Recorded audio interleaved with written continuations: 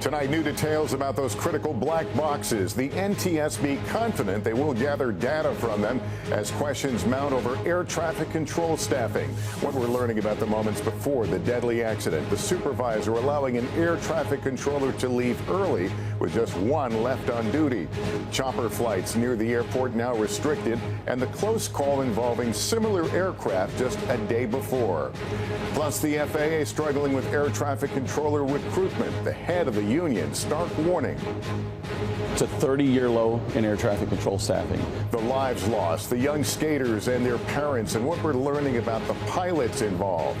Breaking news in northeast Philadelphia tonight. A fiery scene engulfing the streets following a jet crash there. Is it the start of a new trade war? President Trump set to impose 25% tariffs on Mexico and Canada, 10% on China. What it could mean for the price you pay. And Andrea Mitchell in Panama as Marco Rubio makes his first trip as Secretary of State there after President Trump threatened to take control of the canal. This is NBC Nightly News with Lester Holt. Good evening once again from Washington, where the NTSB has just released an update on its investigation into Wednesday night's deadly midair collision near Reagan National Airport. The lead investigators saying investigators have already started interviewing air traffic controllers who were on duty at the time of the crash. This after days of outside speculation as to whether there was proper control tower staffing at the time of the accident. Officials also revealing they now have all the black boxes from the stricken airliner and the Army Black Hawk helicopter, and are hopeful they will provide solid and critical data. Also today, the FAA moving ahead of the investigation and is now restricting helicopter flight corridors within D.C. National's airspace. 67 people in total died in the crash, and recovery of victims continued today, albeit slowly, as teams await the arrival of heavy-duty barge equipment. Let's start tonight with Tom Costello. With thick fog hanging over the Potomac River, the black boxes from the regional jet and the Black Hawk helicopter are now at the NTSB lab in D.C. for a complete readout. We have a high level of confidence that we will be able to get a full download in the very near future. On the river, divers spent the day working to recover more victims' remains. The D.C. fire chief says as of this morning, 41 bodies have been recovered, 28 of them positively identified. With victims still in the water, a salvage team will soon work to raise the fuselage. For us to recover the rest of the remains that we are going to need to get the fuselage out of the water. On any given day, some 100 helicopters fly in and around Reagan Airport airspace, many of them military flights. Today, the FAA announced it is restricting helicopter traffic around the airport to all but police and medevac flights. New video, which first aired on CNN, offers a more clear view of the crash. Today, President Trump again said the chopper was flying too high. It was above the 200 limit by double. Shouldn't have been there. Investigative sources tell NBC News the chopper may have been flying at 350 to 400 feet when it crashed into the plane. You have to be 200 feet and below. That's because landing traffic is coming literally over the top of you. Retired Marine Colonel John Siligoy spent decades flying choppers in and around D.C. airspace and says the Black Hawk was clearly flying out of its zone. Pass 25, get the CRJ in flight. Pass 25, pass line is CRJ. And he says air traffic controllers should have been much more direct in their commands to the chopper pilot. You have to be very specific and then directive in this case. He might have made a call like Pat 25, turn left 90 degrees immediately, or Pat 25, turn right 90 degrees. He didn't do that. The day before the crash, another regional jet aborted its landing, also at Reagan National, after receiving a cockpit warning of helicopter traffic. Brickyard 4514 is going around, turning on to 250, 3000. Brickyard 4514, what was the reason for the go around? We had an RA with the helicopter traffic below us, Brickyard 4514. On Wednesday, just a single controller was handling both helicopter and plane traffic after a supervisor allowed one controller to leave early. For years, the airport has struggled with understaffing in the tower. NTSB investigators will interview controllers about Wednesday's crash and air traffic volume at DCA. Our job is to just come out with the probable cause, but then more importantly, make recommendations so that this type of tragedy never occurs again. And Tom, when are we going to find out what they have learned from those planes' black boxes? Yeah, the NTSB hopes to get a readout tomorrow, but it is now saying it will probably not share that information publicly, at least not right away. Lester. All right, Tom Costello, thanks. Moments ago, I spoke with one of the board members of the NTSB at the front of this investigation and asked out about who was working on the control tower that night. What we need to find out is, did the controllers that were working then have the right backgrounds, the right information, and the ability to do their job correctly? NTSB board member Todd Inman says the agency is looking into whether staffing in the control tower may have played a role in Wednesday night's tragedy. Have you spoken to the controllers who were on duty that day, and can you describe the general conversations? Yes, we have spoken to one of the controllers that was actively working on the day of the incident. I can't describe the actual nature of the conversation just yet, but I can say this: we're getting very good cooperation. Air traffic control staffing has been a problem for the FAA for years, and it's thousands of controllers short of staffing goals. The amount of fatigue. Nick Daniels is president of the National Air Traffic Controllers Association. Can you tell me in general, with controllers now being a prominent part of this, how your workers are feeling and doing? Well, the air traffic controllers across the country are devastated. This is life-changing for the controllers that were working that day, but we know the responsibility of the American public, or any person that steps on an aircraft. They're our responsibility. They're in great hands, but we know the gravity. This is one of those times that we all have to take another look, a deep breath, and go back to work. A lot of the conversation has to do with controller staffing at this and other towers around the country. How much of an issue do you see that to be right now? It's a very large issue. It's a 30-year low in air traffic control staffing. The FAA obviously has standards as to what the staffing level can be at any given time. Are those largely adhered to?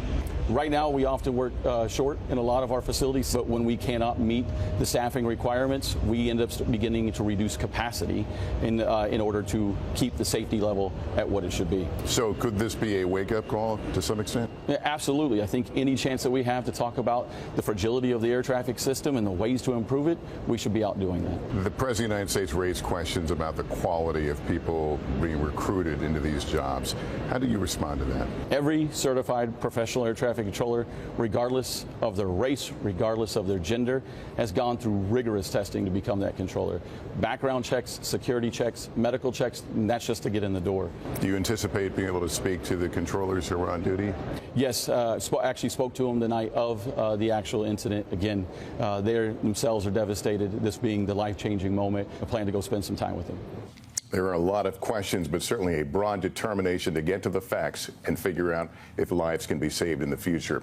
Those lives, they came from all walks. The 67 people lost when the plane and the helicopter collided. Tom Yamas with more of their stories tonight. 67 lives, moms and dads, Girl Scouts, pipe fitters, soldiers, and so many young, promising figure skaters gone in an instant. It's just this place of pain that I can't access fully yet. I keep saying that the analogy I'm using is it's like my daughter's room. I can't walk in there. Andy Byer lost his 12-year-old daughter, Brielle, and his wife, Justina. Brielle was an up-and-coming skater from Virginia who was training in Wichita. Justina, the mom who did it all for her kids, including traveling to help Brielle. Talk to me about the moments when she was out there performing. I mean, she had just the most amazing season this season. She won almost every competition she was in. She qualified, which was like a life goal for her. 1984 Olympic gold medalist Scott Hamilton knew many of the victims. I was just in Wichita, and I got to see so many of these skaters and coaches. And for this to happen just days after those championships were over, it's just devastating, shocking. It just doesn't make any sense. Today, we are learning more about who was on board both the American Airlines flight and the military helicopter. The crew of the Black Hawk included Andrew Eves, who served in the Navy for a decade before joining the Army, and Ryan O'Hara, a 28-year-old who served in Afghanistan, while Samuel Lilly and Jonathan Campos piloted the American Airlines flight. Tracy Grubbs says his friend Campos was so proud when he became a captain for American. know about pilots is they always go to strive to be the best. He was one of the best. Lily's dad says he was set to get married this fall, posting, "I was so proud when Sam became a pilot. Now it hurts so bad I can't even cry myself to sleep." Among the 60 passengers on Flight 5342, Kia Duggins, a civil rights lawyer, about to start as a professor at Howard University. A Wichita native, Kia attended services at Tabernacle Bible Church just this past Sunday.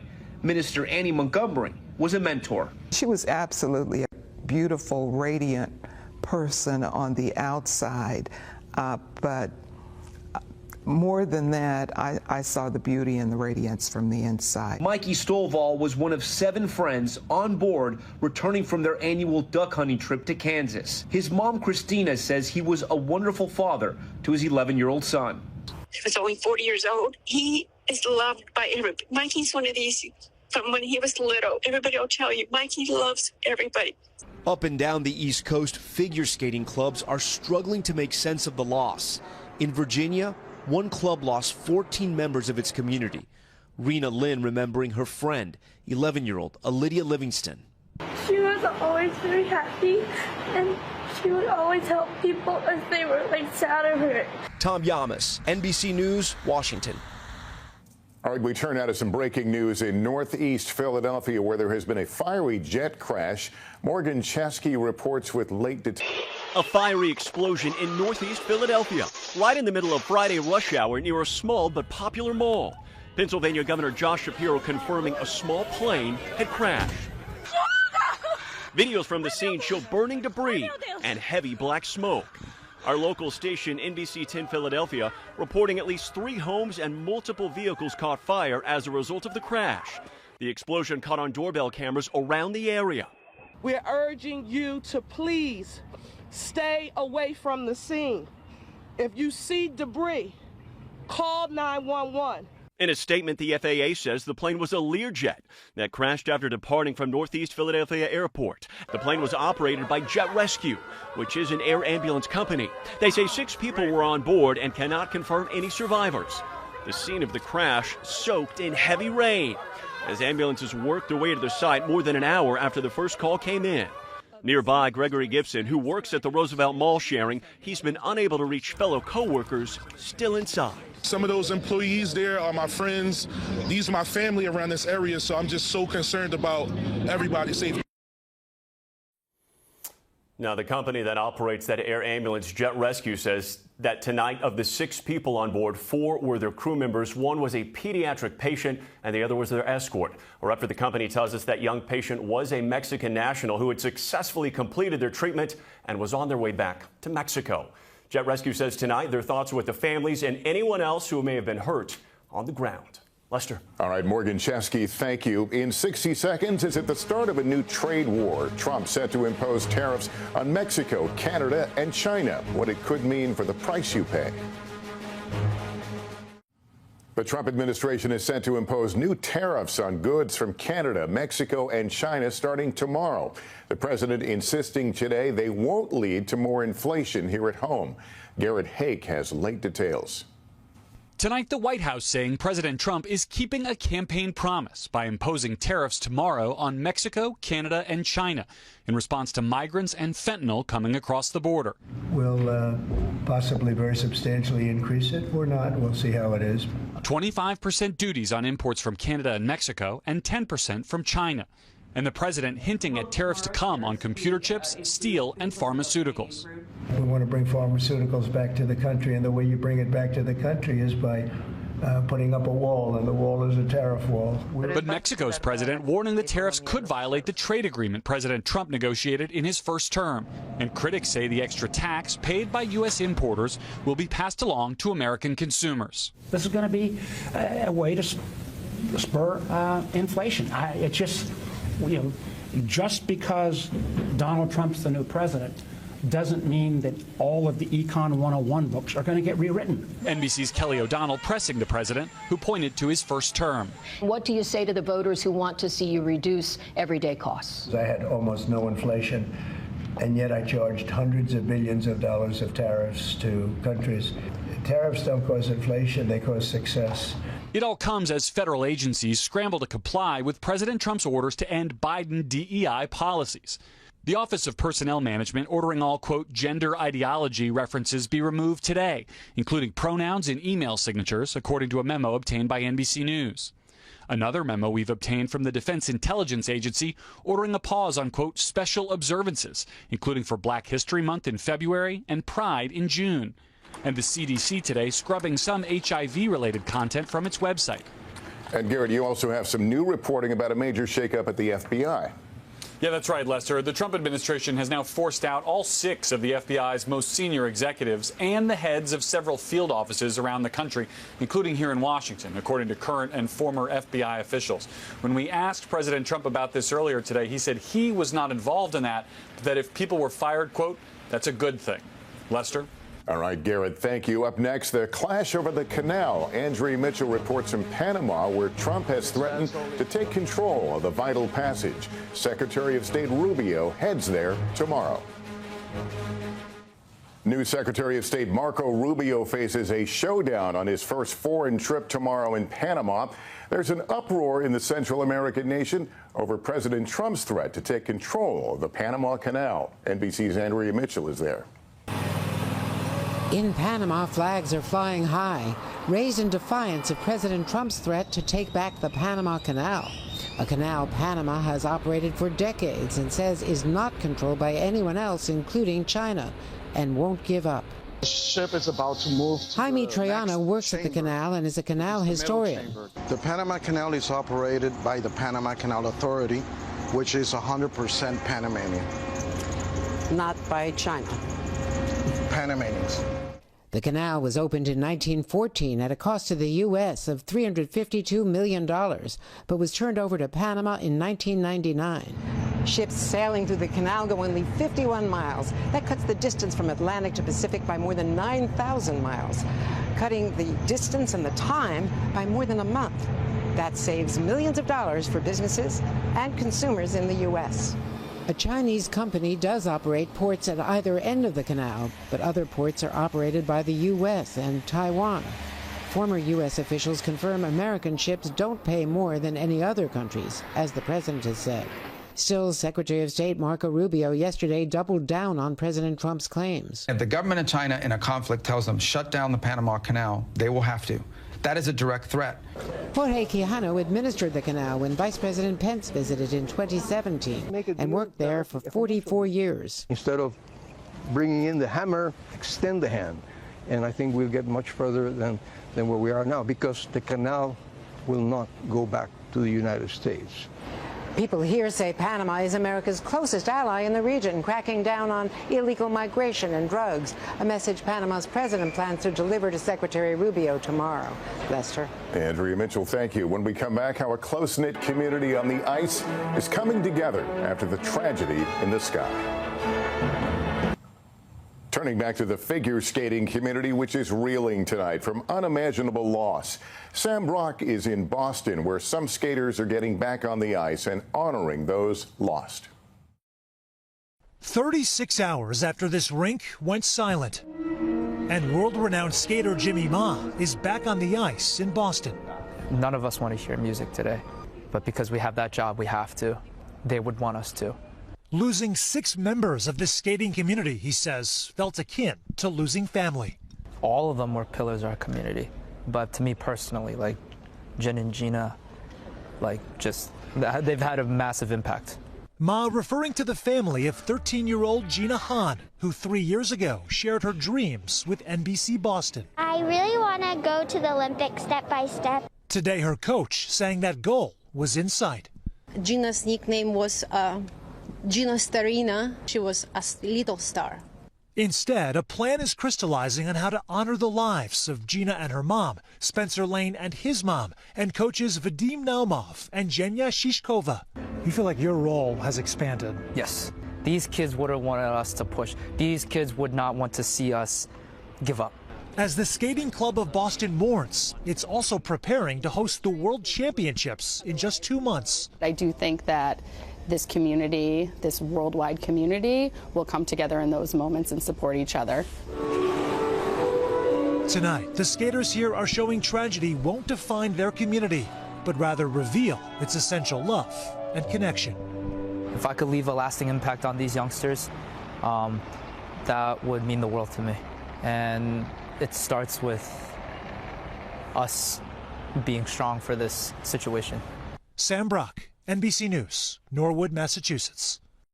And that's Nightly News for this Friday. Thank you for watching. I'm Lester Holt. Please take care of yourself and each other. Good night.